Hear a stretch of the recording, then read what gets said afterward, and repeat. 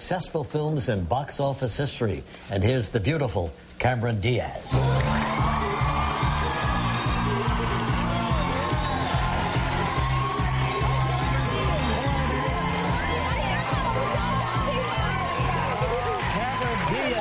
I know. Last time I didn't get to see you. I was so bummed out about that, too. What was the excuse? I was on vacation. I actually was considering coming back because I've been dying to meet you. I said I would come back because I was dying to meet you. And Regis and I got to have a little fun with Bernadette. Yeah, we did. Bernadette Peters was speed training for you that day. Yeah. Well, you look great, Cameron. Thank you. Taking good care of yourself? Yes, I'm trying to. Do you have a beauty regime that you follow?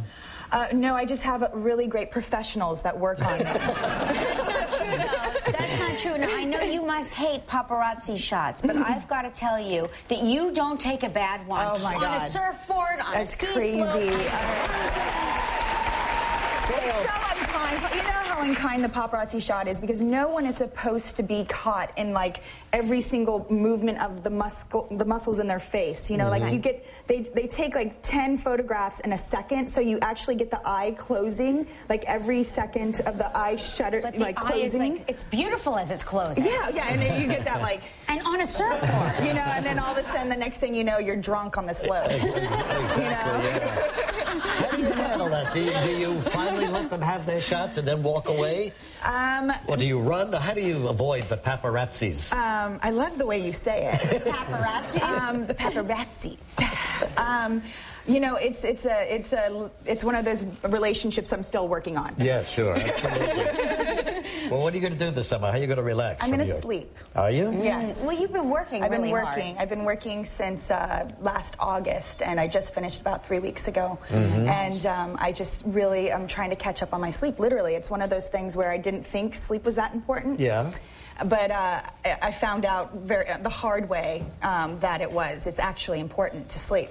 Does anybody know that? It's like eating or drinking water. Apparently sleep is one of those things you want to add in when there. you're shooting on those grueling schedules, so many times you have to night shoots and your clock has to get so confused. You know, it's a minimum of 12 hours on a set. You know, so you're working 12 hours. Sometimes you're working longer, and you have a 12-hour turnaround. So, I mean, it's the best job in the world. Believe me, I'm not at all complaining about it. I'm just talking to myself about getting some sleep. Did you develop any hobbies? Like, did you learn how to knit because you're on the sets for long periods of time? Cameron Diaz knitting? I don't know. I'm just saying, like, do you do anything to occupy? What a waste of Cameron Diaz's time. I tried knitting once. It was literally a horror story. It was like, you know, you had to call in the knitting doctors. Everybody comes in. You know, if anybody knits, you always have like that one person who knows how to knit better. And you're just like, just like pull it out, and it's just like, you know, unraveling in front of them. They're like, oh no, you know what? Just put them down. Put the needles down. You don't get it. Never pick them up again. Never pick them up again. We'll be right back with Cameron and a moment.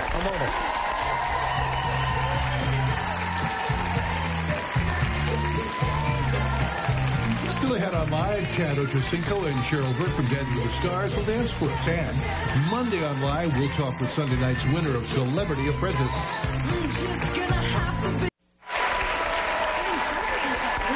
Cameron Diaz here.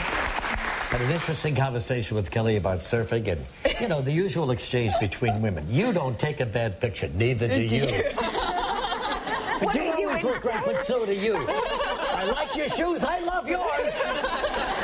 I was telling Cameron this horrible thing I did when The Mask first came out and you burst onto the scene. I think that was your first film. That was my first movie, yeah. And I was on All My Children. I was out in California, and a waitress at a restaurant said, "Excuse me, aren't you Cameron Diaz?" And I said, "Yes."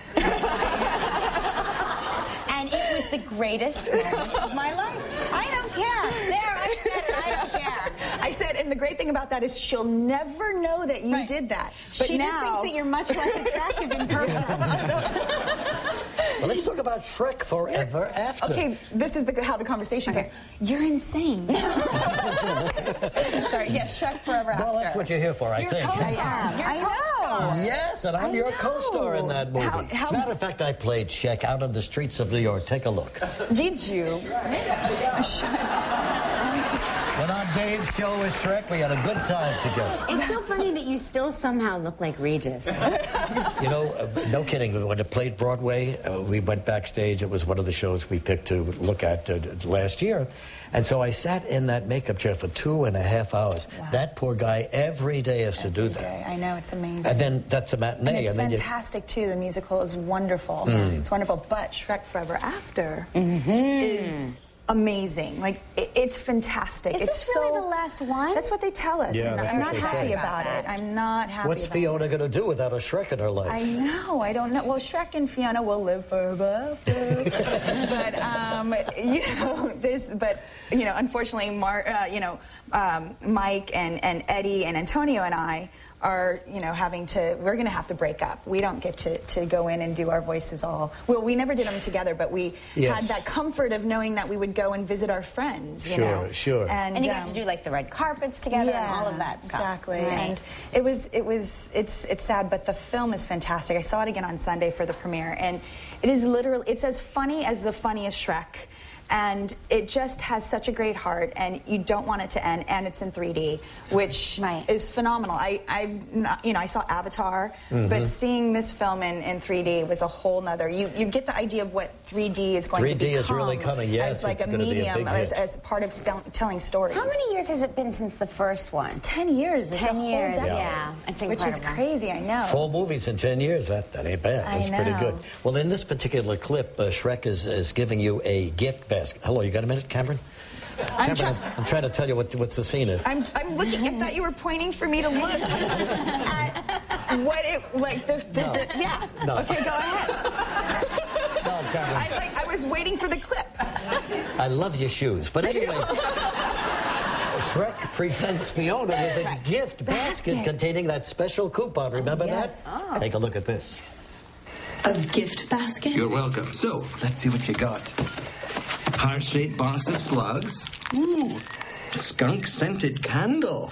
Look, this really isn't the time. Ooh, what's this? Coupons. Let's see, good for 1 free foot massage. A mud facial. Oh, and here's one.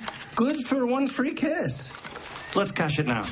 Look, I don't know what this is all about, but I'm trying to run a revolution. So unless you have Rumpelstiltskin's head in there, I suggest you take your gift basket, get out of my tent, and go make yourself useful.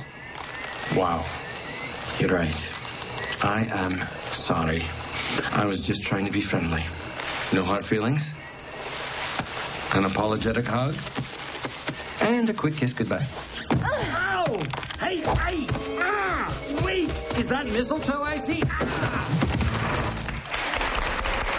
all these years, one little kiss and you go crazy. I know.